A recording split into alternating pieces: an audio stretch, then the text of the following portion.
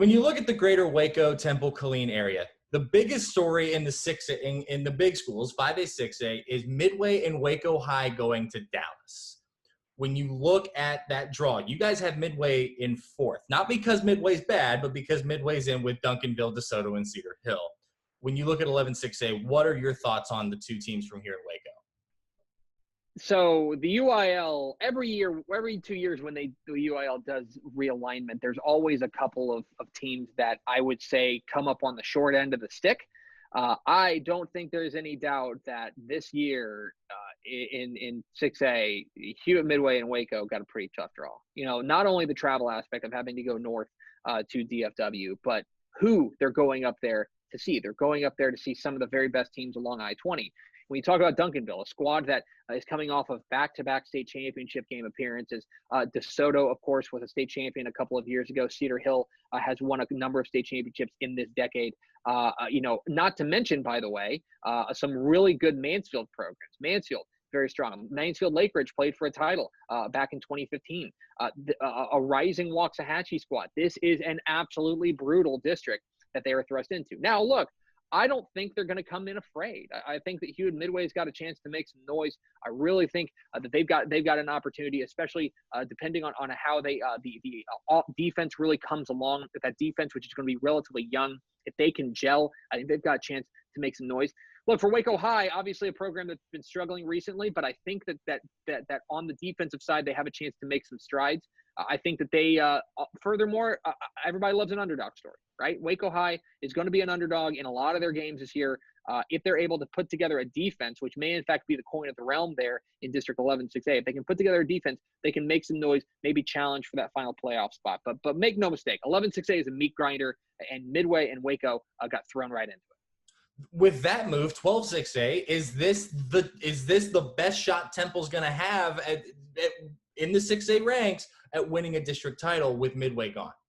Oh, 100%. This is a really, really good draw for Temple. And I think that, with all due respect to squads in Killeen, Belton, Coppers Cove, Bryan, et cetera, this Temple enters the year, I would say, at least as the favorite and arguably the prohibitive favorite to win the District 12-6A title, especially when you take a look at again, the defense that they bring back. I really think Scott Stewart's going to have a lot of really talented and experienced playmakers on that defensive side. Now, the offense has got to come along, and they've got to figure some things out, especially up front. The offensive line is going to need a little bit of seasoning to make sure they are able to put it all together. But I think that this is the big year for Temple to win that district championship. I think they're the favorite, and if they put things together, especially if that offense comes along as we think it could, then this could be the year the Wildcats get that district title. Is this the year of the Killeen school? You've got 3 Killeen schools in the playoffs this year out of 12-6A, with Shoemaker second, Harker Heights third, Ellison fourth, and then Killeen at fifth. Is this the year for Killeen ISD? I think Killeen ISD has been on the rise very quietly for the past couple of years. I think that because they don't play for a state championship, because they don't not put together those 10-win seasons, that maybe they fly a little bit under the radar. But I think Killeen ISD is in a really, really good spot right now, and the depth there is really impressive. Look, Shoemaker leads the pack here. I'm really excited to see what they do. They have a really experienced squad that I know they're very excited about down there in Gray Wolves country. Harker Heights has been a team that I know the record last year was not pretty, right? 4-7.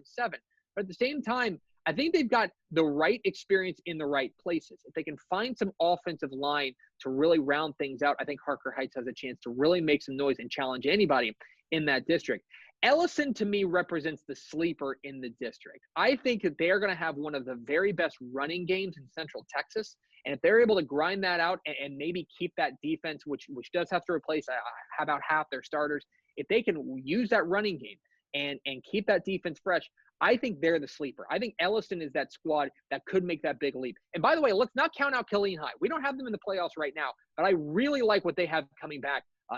This is a squad that I think is going to have a really fun group of defenders that know each other really well. In a time where you weren't able to get together as much as you wanted in the offseason, having experience in the secondary, I think, is going to be really important, and they bring back almost their entire secondary. That's something I'm really interested in.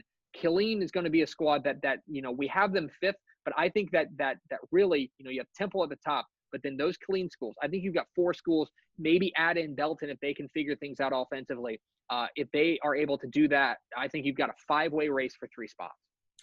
Real quick, Waco University, our lone 5A school, they're still in with the champs. They're still in with Everman. They're still in with Timberview.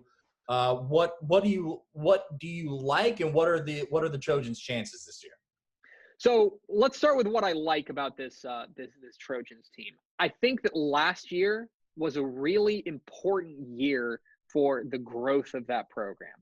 I know that it didn't end in the playoffs. I know it didn't end the way that they wanted to, but you've got to crawl before you walk. And this is a university program that's been struggling for a while. For them to just get some wins under their belt and to remember what it's like to win, that is so important. Look, that said, they're thrust into a very difficult district. Obviously, with Aledo, I think Mansfield-Timberview has a chance to be very, very good this year as well. They're thrust into a very difficult district. I love what they bring back up front offensively. I think their offensive line has a chance to be one of the best in that district, but it's almost a complete rebuild on the defense, and especially up front in that front 7. That's going to tell the tale for the Trojans. If that front 7 is able to put things together, I feel like maybe they've got a chance to make some noise.